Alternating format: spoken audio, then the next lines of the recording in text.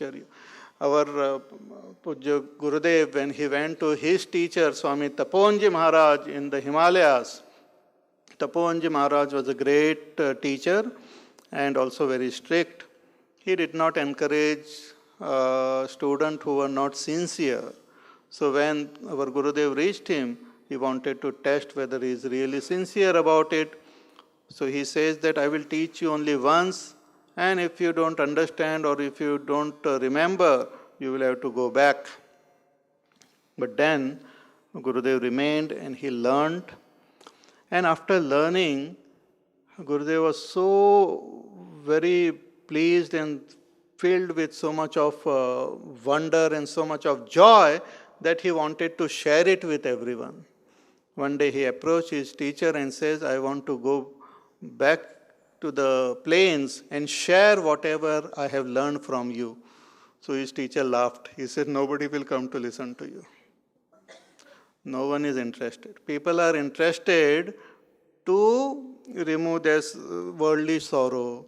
They are interested in money. They are interested in position. They are interested in their health and all. If you give some vibhuti or if you give some dawai or something that your health will be this, lot of queue will be there. Or if you go and see their bhavishya and all the jyotishi and all, lot of people will come. But if you go and tell about Atma, even if one person comes and listen to you, it will be a great wonder. But Gurudev did not get discouraged. He said, even if one person listens to me, I will feel a great joy. Because when I see, like when one sees a beautiful moonrise, we feel so happy, but we feel more happy when we share it with somebody else. When we show it to somebody, you come and look, so beautiful. So he felt that I should share this joy with someone. So when he came, he went to Pune, and there, on his first lecture, only some 5 people were sitting there. And he was very happy. His teacher had said only 3 will be there. If only 3 comes, it will be great miracle. But 5 were there. He said, see, 2 more extra came. And from that 5, it multiplied to 10, 15, 20, and now thousands of millions of people had heard Pujya Gurudev. And through us also, he alone is speaking. So, this one who listens to it is also a great wonder. So, that is the nature of this self. So, after saying this, Bhagavan concludes the topic where he started from the 11th verse on this with this 30th verse. He says, Dehi nityam avadhyoyam Dehe sarvasya bharata Tasmat sarvani bhutani Natvam shochitum arhasi Dehi nityam avadhyoyam Dehe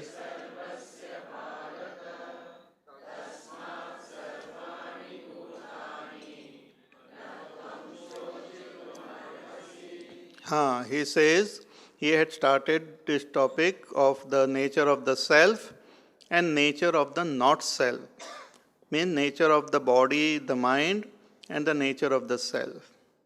So the self is called Dehi, one who exists in this body, one who pervades this body and pervades the world also.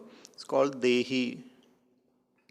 So this Dehi or Atma is Nityam, is eternal, and avadhyoyam, and indestructible. Ayam dehe sarvasya bharata, and he Bharata, he Arjuna, this dehi exists in all the bodies. It's like space which exists in all the pots. All the pots are different and the waters in all the pots are different, but the space is same. See, how many space are there? Only one space is there. But when we built a house, let us say, at times people take us to see the new plot which they have bought, and they say that we will be building a house here. So Swamiji, please come and bless this place. So we go there, and it's an open space, and some lines are drawn on that plot, and they say this is the entrance of the house. Where? Here. And they make us walk there. No, not from there. That is the wall. You're passing through the wall. Slightly to the left, yeah. That is the entrance. This is the living room. This is the kitchen. And everything is space only. This is the bedroom. This is the other room. So all your rooms you see, and you have to just say, yes, very nice. And from the bedroom you see the bathroom also, because no walls, nothing is there. Then after a few months again they invite you, and that time when you go, the whole place is different. So the bedroom is different, the drawing room is different, the living room is different, kitchen is there, everything is there. So we give it name also.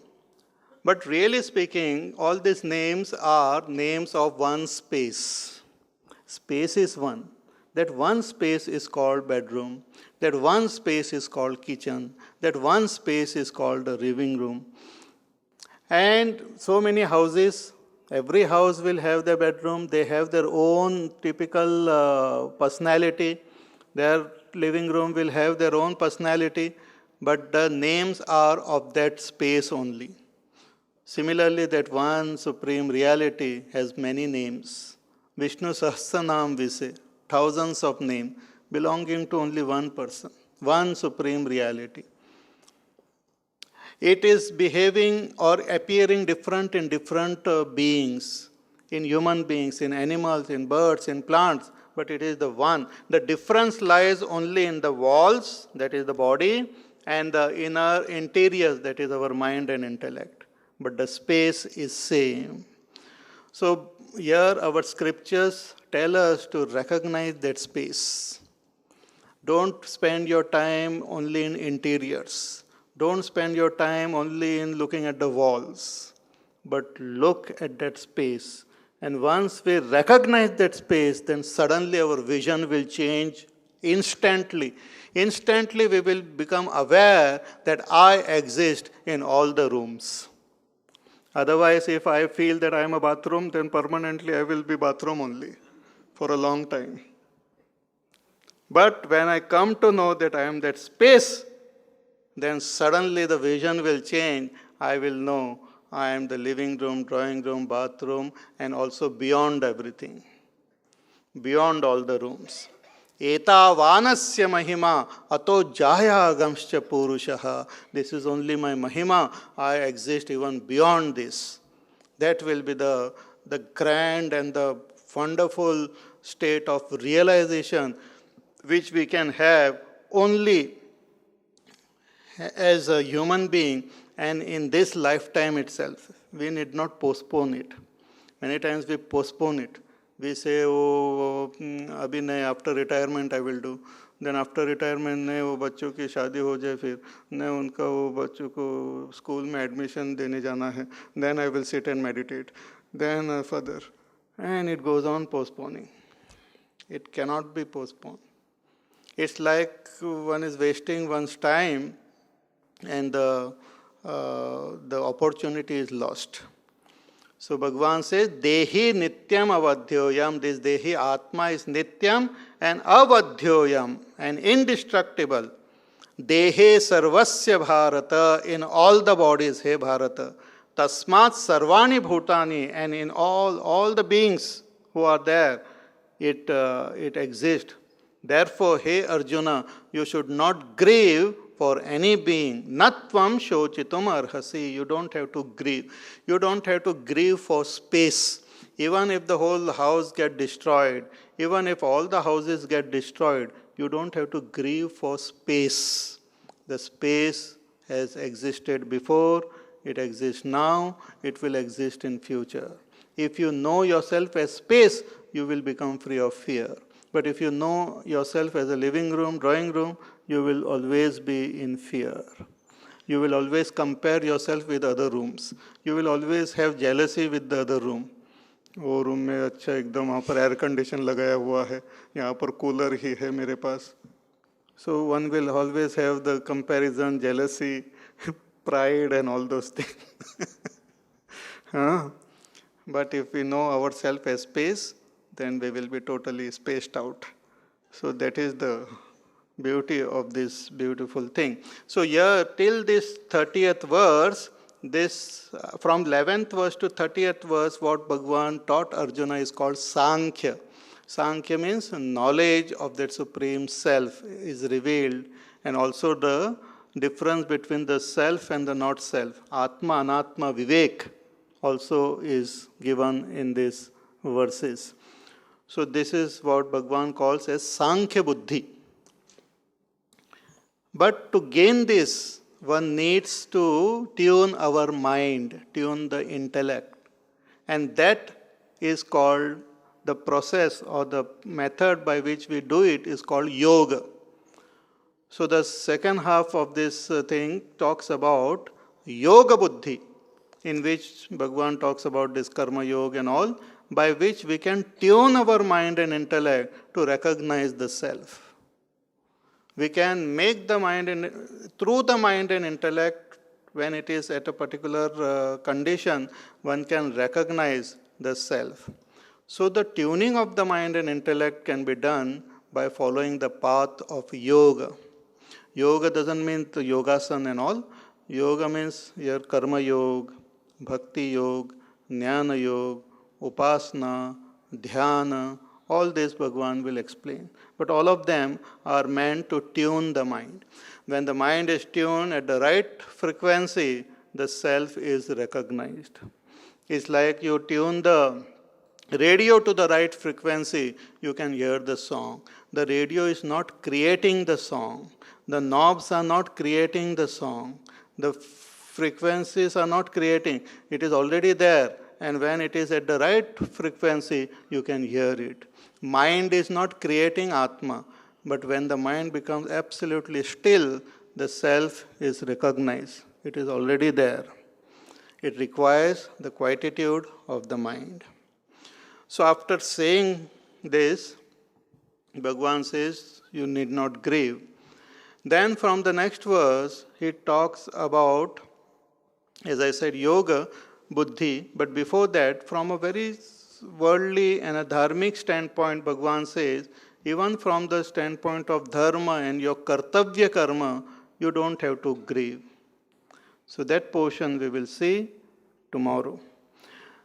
We'll conclude with a prayer, but you please be seated. There is an important announcement.